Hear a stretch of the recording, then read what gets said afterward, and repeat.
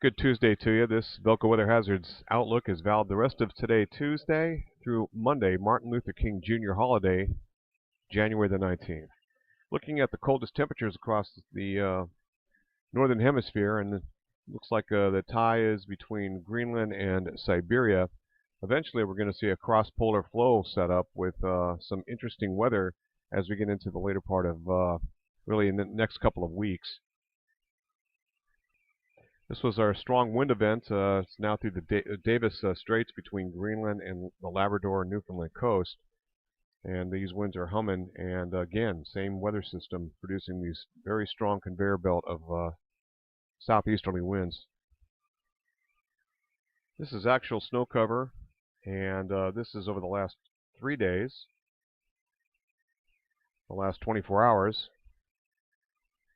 the next 24 hours, and the next 3 days, just to overlay the next 10 days. Well, we have an upper level trough that's moving through the Great Lakes. It's got a surface low associated with it, and this is going to be tracking through the region and spin up a secondary low well to our east. Slide this over just a little bit. You can see the temperature setup is looking like it's below freezing well down into southern Pennsylvania this morning, and just right along the coastal areas we'll see temperatures marginal for snow. But we are looking at some snow working on in. This snowfall will not be a utility issue at all. It'll be very fluffy. Greater than 20 to 1 is what it looks like right now.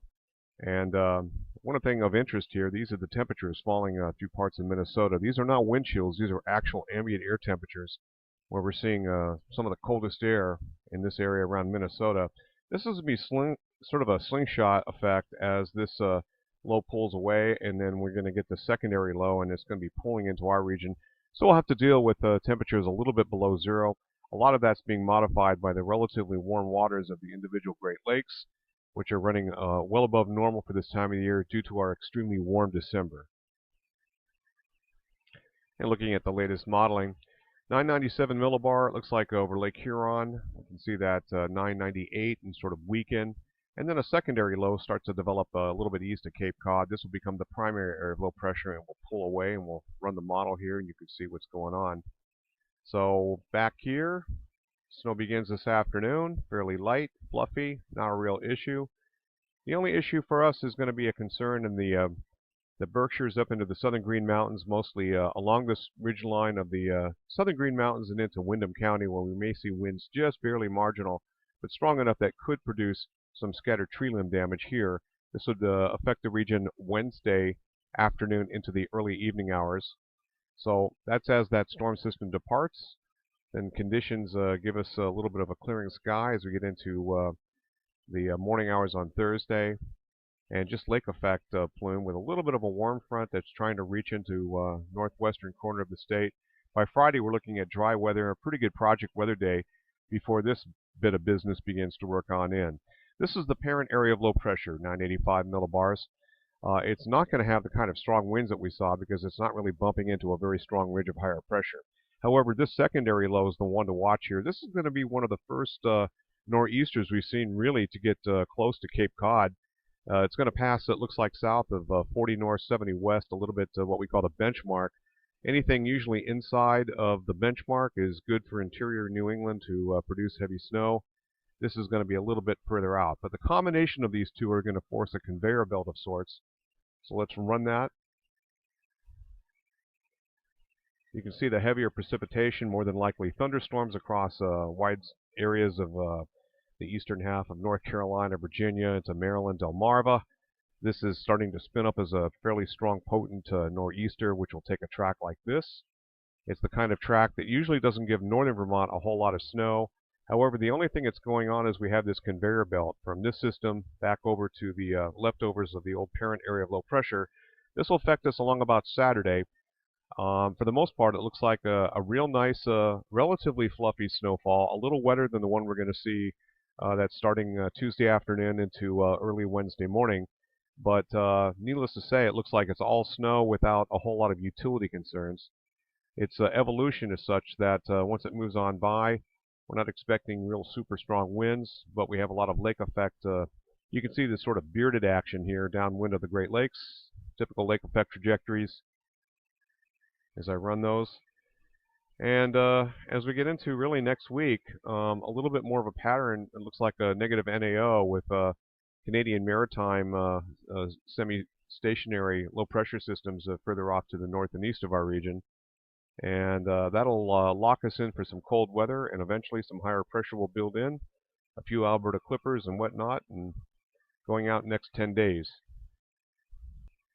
Main areas of the country are going to see some of the most precipitation, the Gulf coastal regions up the eastern seaboard associated with that area of low pressure I just showed you, as well as the one tracking the Alberta Clipper system coming through and immediately downwind of the Great Lakes. West Coast, mainly central and northern California up into British Columbia, par for the course this time of year. And looking at temperature, kind of a slicing and dicing here. Colder than normal with the Arctic plunge that's been moving through Minnesota and sort of north and west of the Great Lakes. That's going to be that way. And we're running a little bit above normal for these areas, and we're around neutral. What about 3 days later? Colder than normal, 15 degrees below normal. So we're looking at some mighty cold temperatures weighted anyway. Neutral in southern New England, a little bit below normal in northern New England as some of that sort of leaks in across the Great Lakes, even though being modified and then working into parts of northern New England especially. And looking at temperatures centered on the Montpelier region, looking at this coldest temperature here, probably getting below zero. Europeans been advertising single digits below zero, so that's a real only Arctic chill issue, and this is definitely not extreme.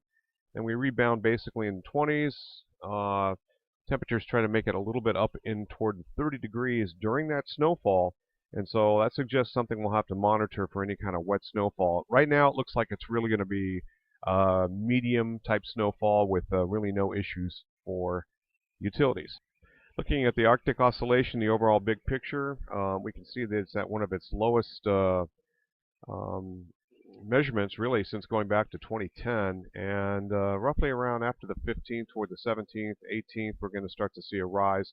This is when we might see another round of wetter conditions, i.e. temperatures going above freezing, above say mountaintop level to produce raindrops, but it remains to be seen. It's not well modeled.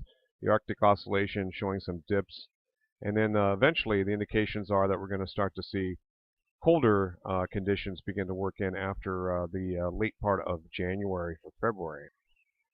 Looking at the 850 millibar temperature, or 850 hectopascals, temperatures remain below the freezing mark, and this is centered on Burlington. Looking at Albany, those temperatures still remain below the freezing mark, and that's all good for snow. Looking at Boston, Portland, up around Holton, and then finally Caribou. And let's cut it back to Watertown and west of Buffalo. Looks good.